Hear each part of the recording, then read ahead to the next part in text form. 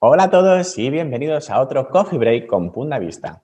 En esta serie de entrevistas mensuales queremos, café en mano, charlar con científicos de prestigio internacional para que nos cuenten el estado de sus investigaciones en el campo de la recuperación de la visión.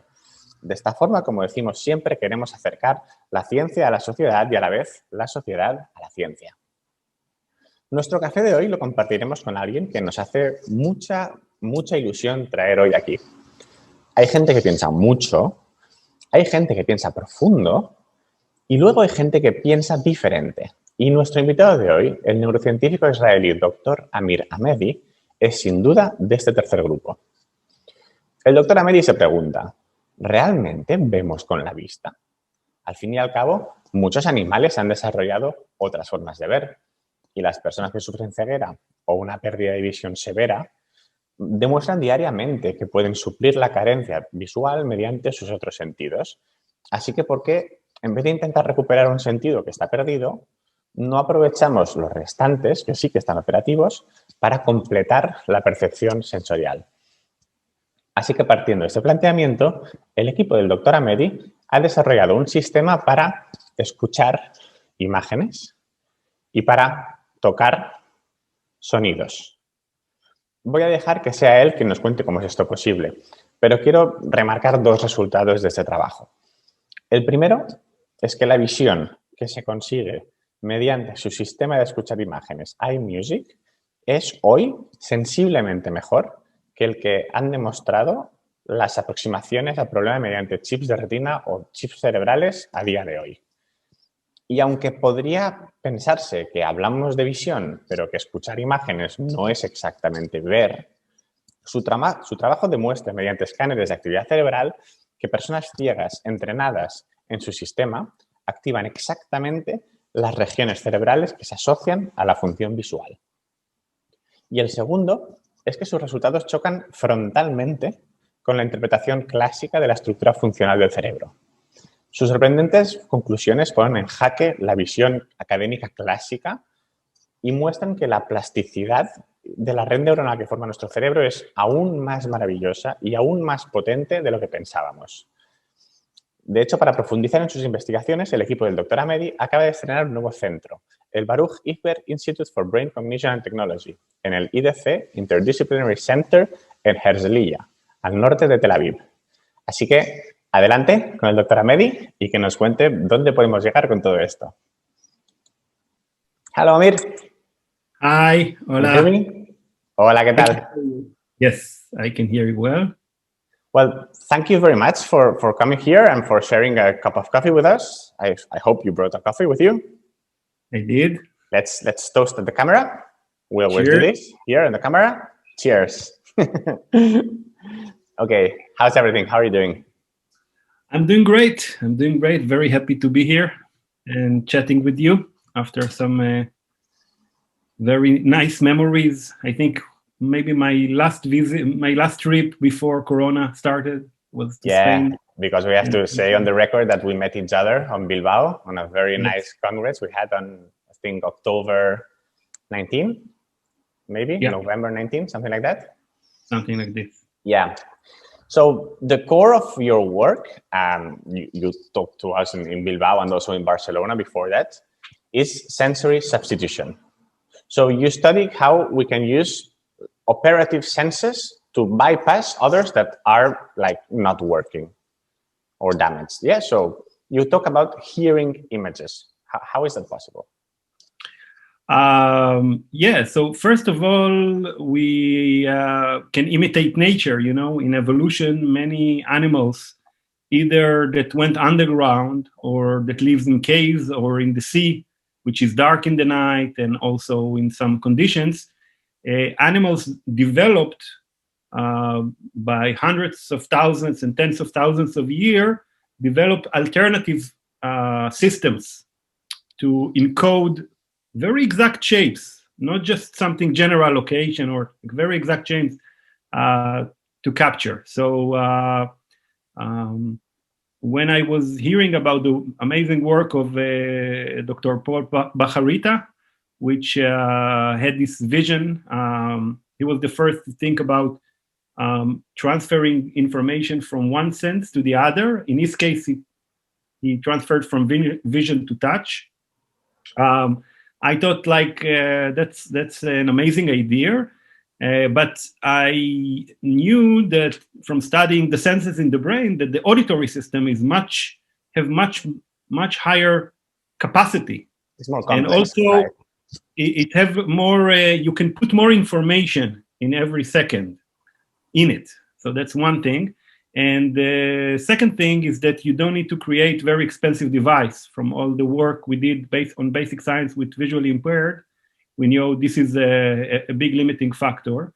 So I thought like it would be great to create a system that convert from a live video feed, starting with still, and later to video that would encode some of the information inside the sounds. And also in my background, I was a jazz musician. I wanted to become a jazz musician when I was like 20, and studied in the music academy in Jerusalem. For many years, it was two separate loves: the studying the brain and music. And suddenly, when I got this, I was like, wow, that's the first time I felt like I want to join the two passions and the two interests, you know? That's such a beautiful story. So at the end of the day, what you have done is to build kind of a code to like translate images, like positions of things in like on an image, and colors and background and stuff. Yeah, exactly.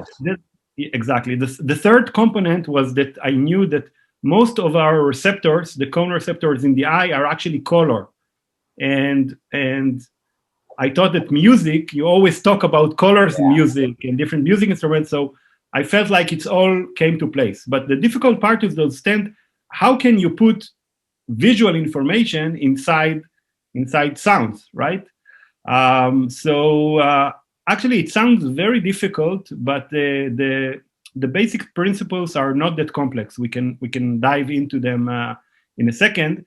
But it's important for me to emphasize one thing that I think it's a little bit difficult to understand at first hearing, you know.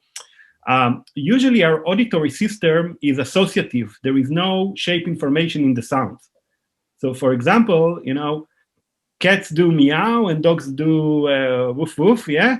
But if tomorrow the creator will decide, or whoever, you know, decide to switch the sounds, yeah, then in the beginning it would sound strange that the dogs do meow, but after 1 week of statistically feeling it, you know, next time you hear meow, you know there is a dog behind the door, yeah? Yeah. So it's very arbitrary.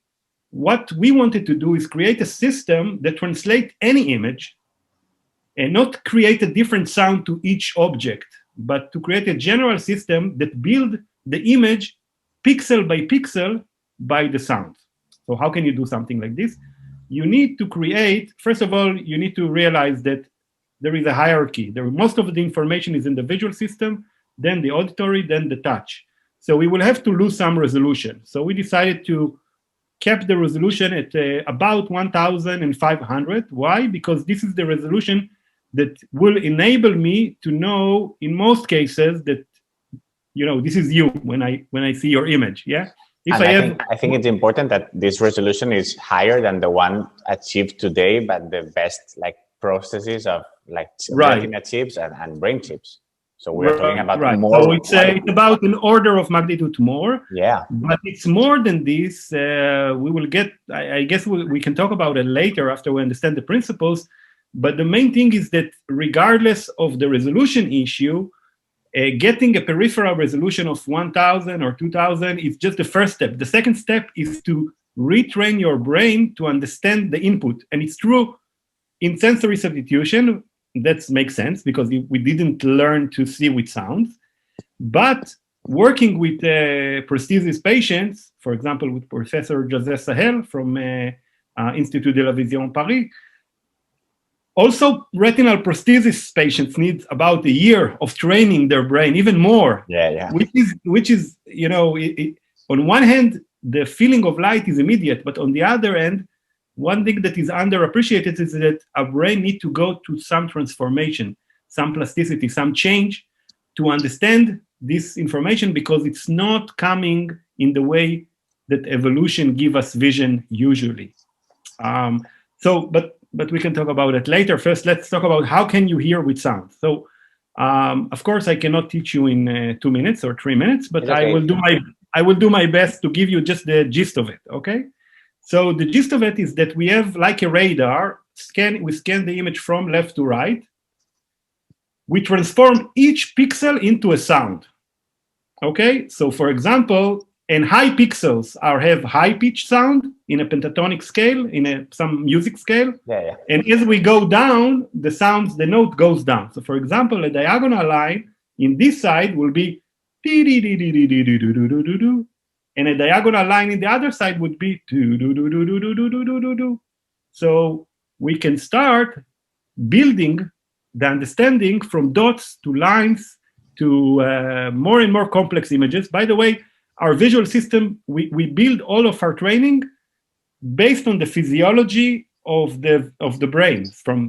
What V1 is encoding, V2, V3, V4, and so on, and ventral stream, LOC, face areas, and so on. So we build the training by the principles of how the brain processes visual usually. So let's try to do you a little test, and don't worry if you fail, but if you work. If it works, okay. It means also the people that listen can work. We didn't practice on it, so it will. Let's go. No practice. We have to say no practice here. Okay. So I'm expecting. Let's say I am drawing now a smile. Yeah. So I will give you a starting note. Tee. Sing with me. Tee. And now let's sing the smile together. Tee. Very good. Now you will do alone. My music is terrible. Yeah, well, I wouldn't quit your day job, but you got the principle. Now let's do a set pace, okay? Okay.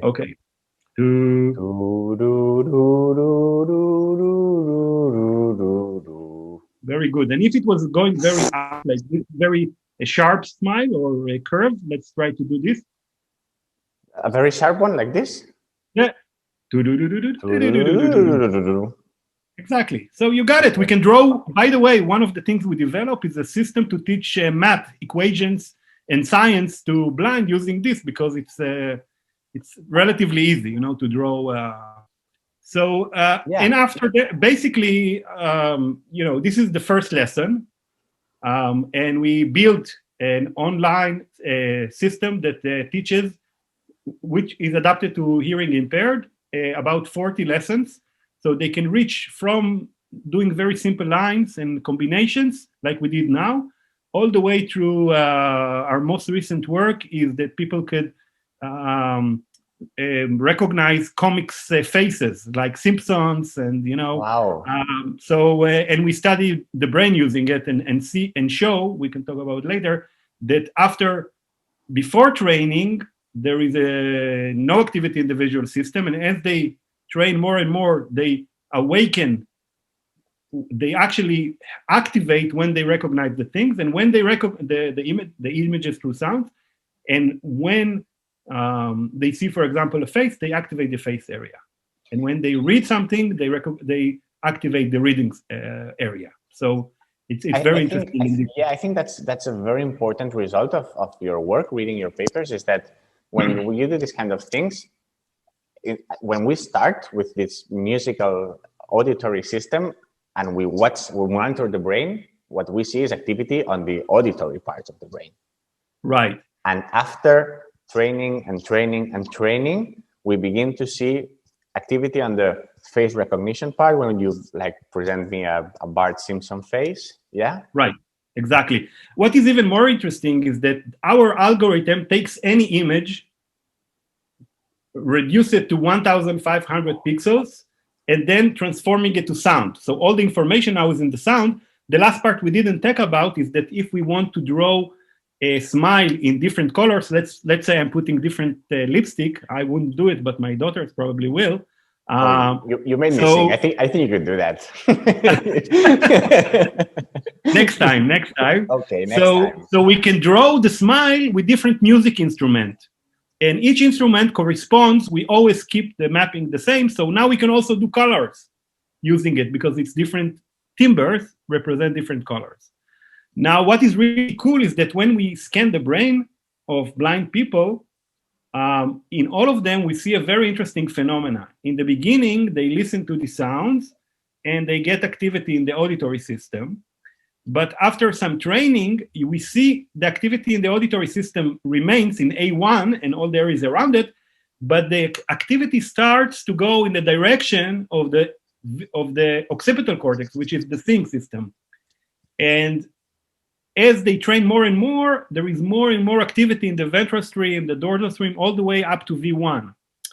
And another thing which I found to be very interesting is that there is difference between late blind and congenitally blind. We study both people that had vision and lost it, and people that never saw. Like, for example, their retina, the photoreceptors did not connect to the neurons, because of, for example, if you didn't get oxygen in the birth, you could, So what is interesting is that the late blind, what did they report is that in the beginning, it's just a cognitive process. They don't really see. They understand what's in the camera in front of them.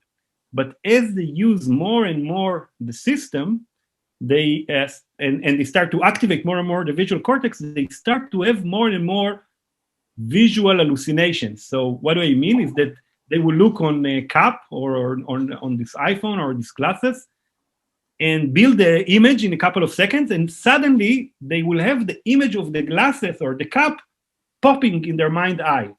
Now, there is some individual differences here, like we all have with mental imagery, but it's a very interesting phenomenon. Wow, yeah. In terms of basic science, the people that never saw is even more interesting and more, especially scientifically, for this question of plasticity and critical periods, because what we saw is that also people that are congenitally blind, all of them recruit the visual system, and they recruit it in the same way we described before, that we have different areas and different networks to do different functions that are important for us as humans, like object recognition center, like tool center, and reading center, and face center, and navigation center. And when they are learning to use sounds to do them, just like bats are doing it to navigate, they also activate the visual system. Now, this is quite dramatic in terms of our understanding of the brain, because Hubel and Wiesel, the famous vision scientist that got the Nobel Prize on their studies in vision, had two parts of their findings. One, they were the first to record in V1, and till today we are using the mapping of eccentricity that they found and the orientation. Amazing work. The second work was also amazing, and it showed and it coined the term of critical periods. And in a nutshell, what they say is that if we don't get visual input in some window, and in animals it's weeks, but they said maybe in humans it's longer, maybe it's months, then your visual system will never develop. And all this specialization we have for eye dominance, for faces, and so on, will never develop. And what our work show is that, at least in humans, this is not correct. Is that even a person that didn't get vision for 60 years, some of our subjects are 60 years old, they still activate the visual system when they learn to see with sounds, and the brain slowly, as they use more and more the system, starts to have specializations that are very, very similar to the large-scale specializations we see in people that did got vision. So this is very interesting, I think, and it also shows that there is a much more hope that using sophisticated interventions, we can push the visual system to be more plastic than we ever thought before. However, let me confront that. I have read that when for instance, when someone has cataracts and they absolutely don't see, and then they get a surgery and they recover sight, but a long time has passed without seeing, like the feeling of light, yes, that's immediate, exactly. but there are some features, some visual features that are like very complicated to gain back. Isn't that correct? Yes, and I don't say it's an easy process, but actually I see the, we have a saying in Israel, like you see the full part of the cup, the full half part of the cup, or the empty. We have a similar one in Castellano. Okay, how is it in Spanish? I'm trying to learn Spanish, so how do you say it in Spanish? Ver el vaso medio lleno o medio vacío. Vaso, I got it, but yes, excellent. Medio lleno o medio vacío, to see it half full or half empty. So first of all, just to say, my lab was probably the first to show this phenomena using sensory substitution, but we are certainly not the only one that find this, that start to have this vision that the picture is more complex and more hopeful. So this is what you describe is a fantastic work by Pawan Sinha. It's with people that were born with cataract, so they do get light and shade, but they cannot see any shape. And so it's not like our congenitally blind were selected very carefully to have zero visual experience and zero light perception. But at the same time, the work is phenomenal and show exactly the same thing, because according to the classical view of critical periods, they shouldn't develop the tool areas and the face area and so on. Now, it's true that initially the dorsal stream for movement and so on recover very quickly, and the ventral stream not. But also, and that was in the beginning shown as some mixed views that the dorsal stream maybe is less restricted by critical period than the ventral is. But what is amazing is that in the following years that Pawan Sinha and some other researchers looked into this issue, they saw that the blind start to look and palpate things at the same time. So it's a little bit like sensory substitution. You move. Actually, my first work in science was about how the visual system is also processing touch information about shape, yeah? And they start to develop visual abilities. They start to see even faces. So I think what Pawan Sinha studies shows, and others that work on cataract, on congenital cataract from birth, is that if it's another indication that what we show for over a decade now or even more is true using a different system, not with sensory substitution, but with recovered vision. So it actually shows that also the ventral stream, the dorsal stream for sure, also the ventral stream, yes, it's more difficult. Yes, it's more complex. It requires training. It requires rehab in a smart way. But it's absolutely possible. So I think actually, at least the way I interpret this, is that it's actually converging evidence to show that we should rethink about the concept of critical period. We have a recent paper and a new theory that actually talk about plasticity gradient that is reversible plasticity gradient. So we are absolutely agreeing with Yuval and Wiesel and all the others that there is gradient. The brain, no doubt, and we know that in the first day and the first year, the brain is much more plastic. And you throw a kid in the kindergarten, he learned French or Chinese, and we need to work hard. Yeah. So there is a gradient, we lose. But what we emphasize is that the brain is not built in the way we think it is, and it's much more flexible, and using other senses, but also not using other senses, but definitely using other senses, we can reverse and reopen some of the critical period and make the brain much more flexible. So even in the age of 60, or maybe more, we just didn't test it, you could have something that is quite remarkable plasticity. It's not a small, to have the face area and the tools area suddenly responsive and activating differentially to tools or to faces or to reading. This is a quite extreme plasticity. Yeah. And it's possible in tens of hours of training at the age of 60. So we should drop critical period, the concept. We should talk about gradient because we are losing some of the plasticity, but it's all reversible. And I think one of the fields that maybe just one last sentence on this issue, because it's burning in my bones, is that I think now one of the most exciting things that's coming in the next couple of years, is that we will find more and more ways to reopen this critical period window, or to increase. And it can be invasively, it can be with drugs, it can be even with, there is some fascinating work about psilocybin, some psychedelic drugs that open plasticity, or it can be in completely non-invasive cognitive ways of doing like the type of sophisticated algorithms or training that we and many other labs in the world starts doing in the last decade or so. So I think it's a very exciting times for people who are interested in the brain and in brain plasticity and in brain rehab. Because I'm feeling like all these different areas of studies will come together and offer much more hope for some of the visually impaired. That's super interesting. We are burning time, but I have two questions that I feel that I must do to you. The first one, you've probably heard it many times. It's like the annoying one, because at the end of the day, you are proposing to hear two images, and you are claiming that we are seeing this activity on the brain, etc., etc.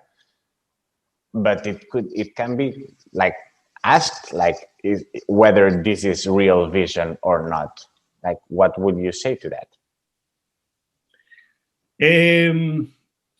First of all, I would say real vision is a very complex phenomena. We usually think that we see with the eyes, but actually we see with the brain not less than we see with the eyes, and some of our studies showing it, but also a lot of visual illusions, like the dress example that everybody familiar. In terms of physics and what comes into the eye, half of the people, I'm roughly speaking, see blue and black, which means no light in 400 nanometer, and some see gold and white, which means there is light and it's 550 nanometer. So, and the input is exactly the same. So it's just about how the brain interprets. So first of all, vision is a complex thing that is the marriage of with the input from the eyes and the brain.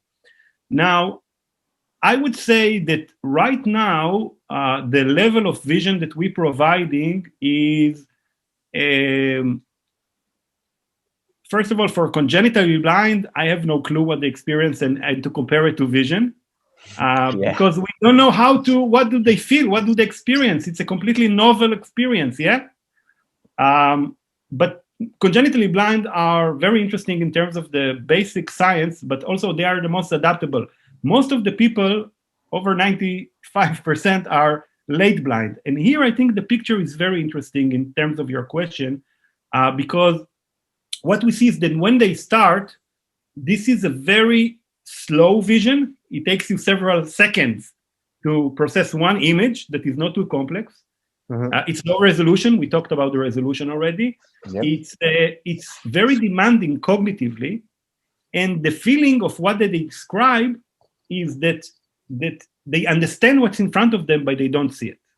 But as we train more and more and more the subjects, the visually impaired, they start to have the vision a bit less slow, a bit more automatic, a bit less difficult. And what I think is most intriguing is that they start to have a really visual images that they see, that like the sound trigger, like in synesthesia, synesthetes hear sounds and they immediately see the vision. And many years people thought they are crazy, but no, it's not. They are not crazy. They really, the sounds trigger, and I'm feeling that it's going in this direction. We're not there. It's still far from there, but I'm feeling that in the next couple of years, with all the developments that I discussed, that our new institute is working, and many other labs, there would be more and more way to make this process faster, more efficient, more vivid. So, and maybe coupled with other techniques. So, for example, visual persistence, they need to learn for half a year to see again. Sensory substitution, hours. Couple them. Maybe add some brain stimulation. Maybe add some drugs that are very friendly, but increase this plasticity, and many other methods. And maybe we can push it into a way that we can make it more and more similar to vision as you define it. I totally agree with you. I mean, I had to make you this question, but I don't like the ideas behind them.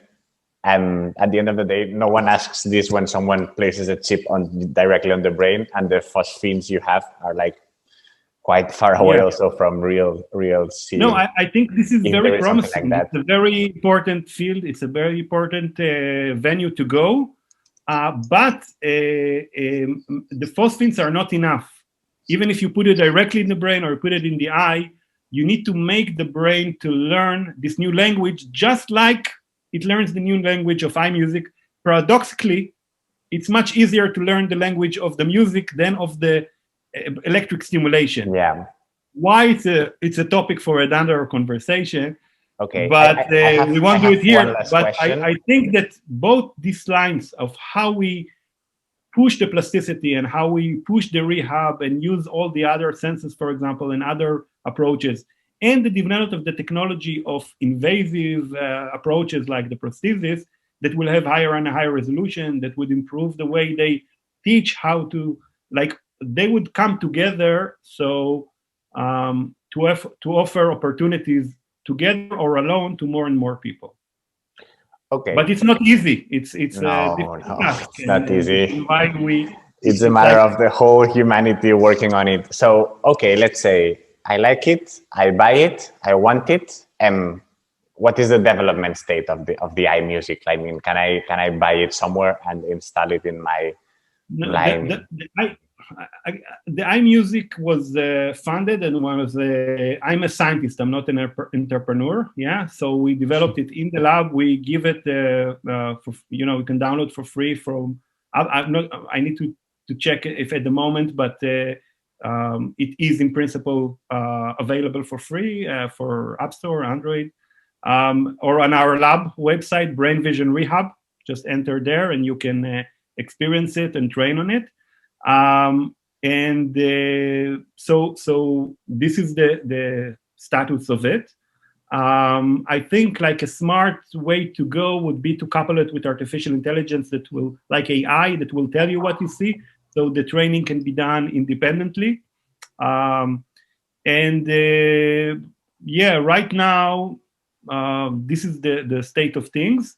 And our focus is to make new discoveries, new ways of rehab, new ways of plasticity, understanding the brain, like push the basic science and provide insights in the hope that that people would take these ideas and these concepts and would go and create companies or non-profit organizations, like yours, that are doing phenomenal work, and will take it into the market, because it's two different completely expertise. Yeah, and I have the passion of understanding the brain and making new systems and new algorithms, new developments. That's what ticks me. So, and mainly studying the brain using these approaches. So, okay. But it's very important, and I hope that some of the people would that are here would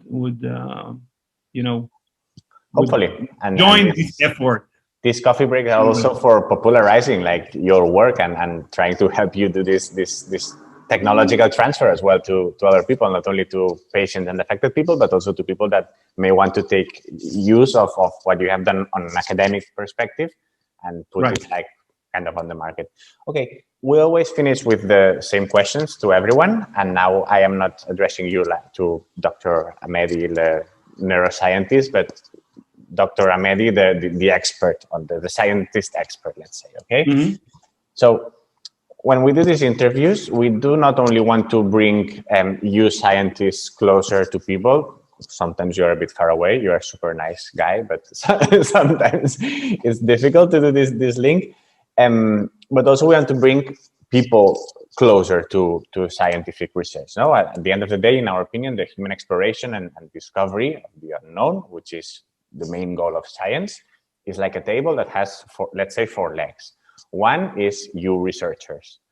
Two is states, companies, etc., that are who fund and pay, in the end of the day, this research. Third one are the organizations that manage congresses and journals and these spaces of research, interchange of ideas, and places of discussion. And the fourth, and that's the one that it's often the less considered, and the one we understand we are in, is society in general, who we think should be part of this story and should be part of the discussion and should be also funding, also thinking, also questioning, and also pushing science, because it's something that is for everyone. So in this sense, how can we, and we, I mean like citizenship, like society, how can we help you in your work? What can we do for you? That's an amazing question. I think it's to make a long answer very short is, first of all, our work is supported, for example, by European Union and by Israel Science Office. So one thing is to make your representative aware of this work and support it. And it sounds like trivial, but 3 or 30 emails to the Spanish representative or wherever, that's one thing. Other is share it and talk about it like you do.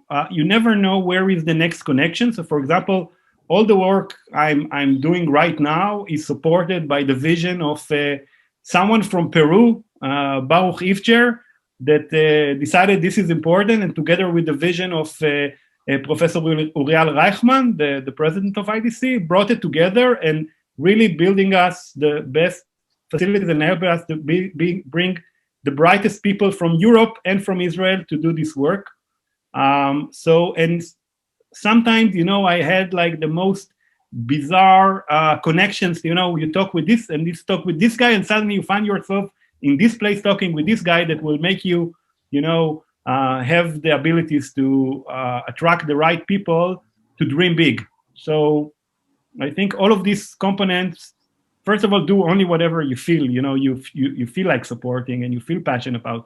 But if you feel something passionate about, then all of these small things, email of support to the European representative or to the government, or put on the website or social media, or telling it to people that you think will be interested or know people, and it's like anything in life. It's sometimes completely coincidental how you will meet somebody that will influence your work either conceptually or, really supporting the work itself. Funding perspective as well. Yeah, exactly. Well, so in this way, I want to say muchas gracias for what you are doing. I think it's brilliant. Muchísimas de nada. Es un placer compartir estos momentos, y es un placer compartir este café contigo. Espero que me hayas entendido perfectamente.